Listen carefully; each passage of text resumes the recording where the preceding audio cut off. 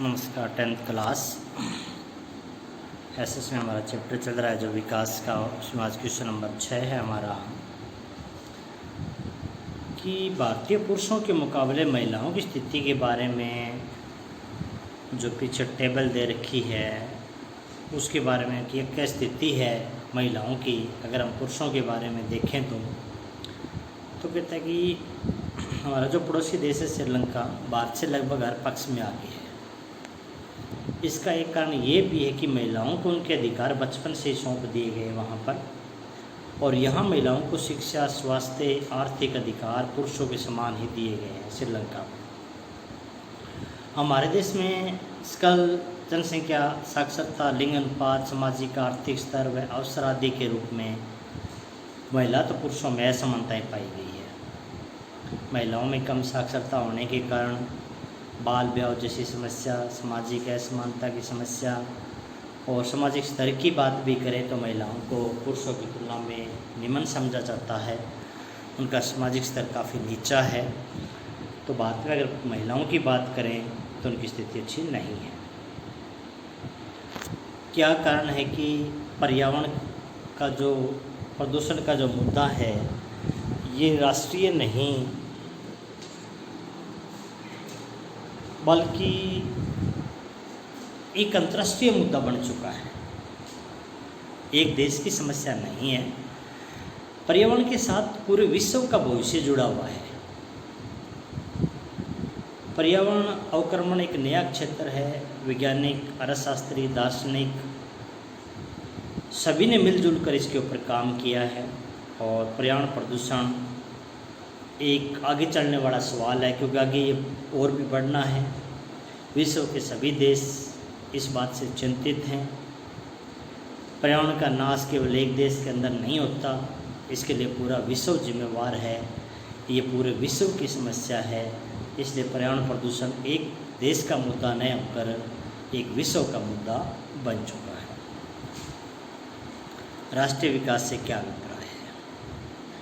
तो राष्ट्रीय विकास का अर्थ केवल सकल राष्ट्रीय उत्पाद को बढ़ाना नहीं है, भी केवल हमारी राष्ट्रीय आय बढ़ जाए, बल्कि राष्ट्रीय उत्पाद के साथ साथ हमें देश से गरीबी हटानी है।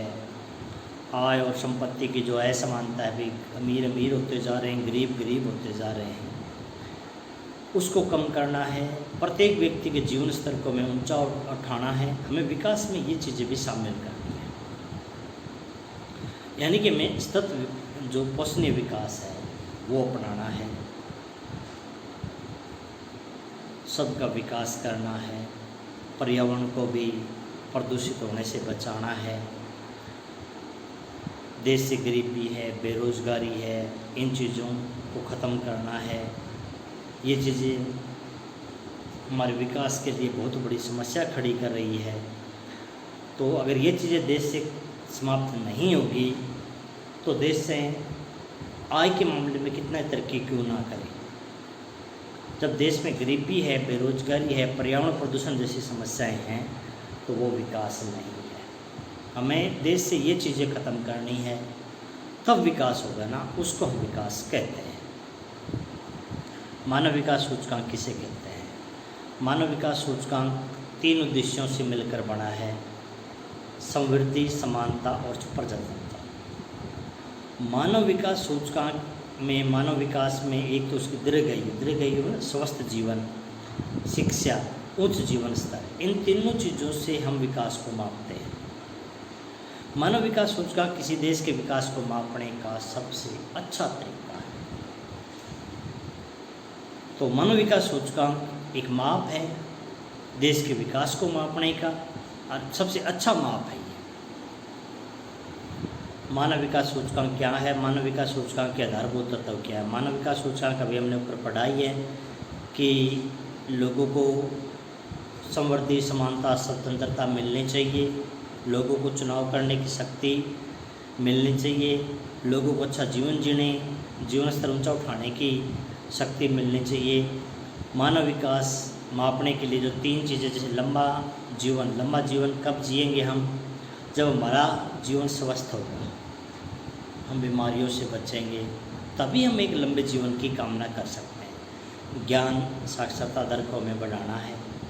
शिक्षा को बढ़ावा देना है, प्राथमिक द्वितीयक तृतीयक स्तर पर हमें जो उत्पादन है उसके अनुपात को बढ़ाना है हमें, और उच्च जीवन स्तर, ये जब ये चीज़ें होंगी, साक्षरता दर हमारी बढ़ेगी, स्वास्थ्य की सुविधाएँ सुधरेगी, तो हम एक अच्छे आनंद जीवन का चयन कर सकते हैं। इसके लिए हमें आज़ादी भी चाहिए, यानी कि प्रति व्यक्ति आय बढ़नी भी जरूरी है।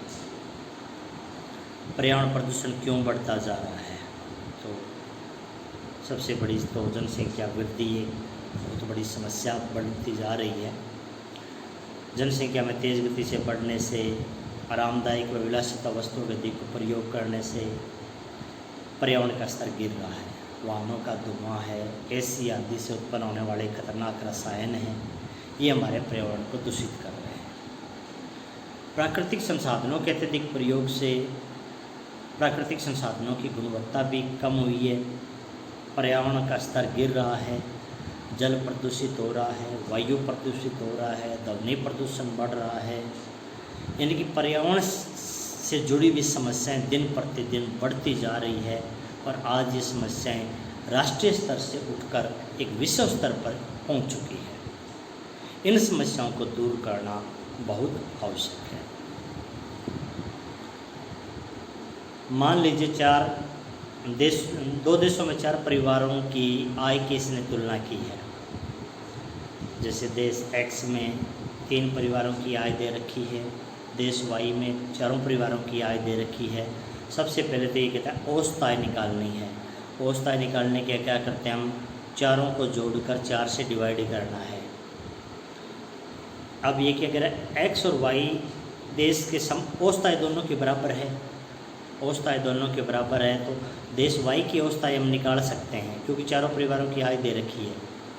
चारों को जोड़ने के बाद टोटल लगभग 50,000 हुआ। 50,000 हुआ तो औसत आय हमारी हुई 12,500 रुपये। अब औसत आय दोनों की इक्वल है, तो यानी कि देश X की भी टोटल आय 50,000 है। 3 परिवारों की इसने दे रखी है, 12 और 11 23, 23 और 13 36, तो C की 50 में से 36 गए 14,000। तो अब बताइए कौन सा देश बेहतर है, क्यों है? आपके तभी दोनों देशों की औसत आय इक्वल है, 12,500 रुपये है। अब जब दोनों देशों की औसत आय बराबर है तो कौन से देश की स्थिति अच्छी है?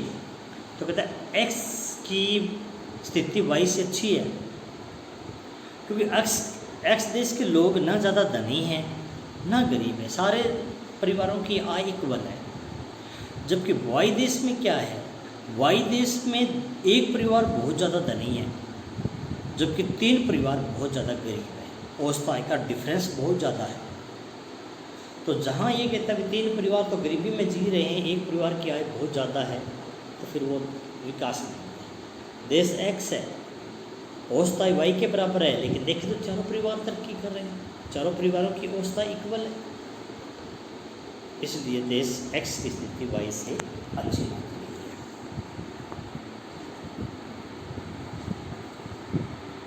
उसके बाद आगे हमारा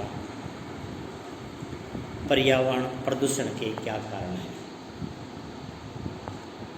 तो तेज़ गति से जनसंख्या बढ़ना है, जिससे प्राकृतिक संसाधनों पर दबाव बढ़ रहा है, उनका शोषण ज़्यादा हो रहा है, जिससे पर्यावरण प्रदूषण बढ़ रहा है। बढ़ता हुआ शहरीकरण, भूमि को समतल बनाने के लिए जंगल काटे जा रहे हैं, सार्वजनिक सुविधाओं की मांग बढ़ रही है, प्राकृतिक संसाधनों का ज़्यादा उपयोग हो रहा है, बढ़ती हुई गरीबी है, अपना जीवन निर्वाह करने के लिए लोग वन काट रहे हैं, रासायनिक खादों का अधिक उपयोग है, कीटनाशक दवाइयों का ज़्यादा उपयोग है, जिससे प्रदूषण बढ़ रहा है।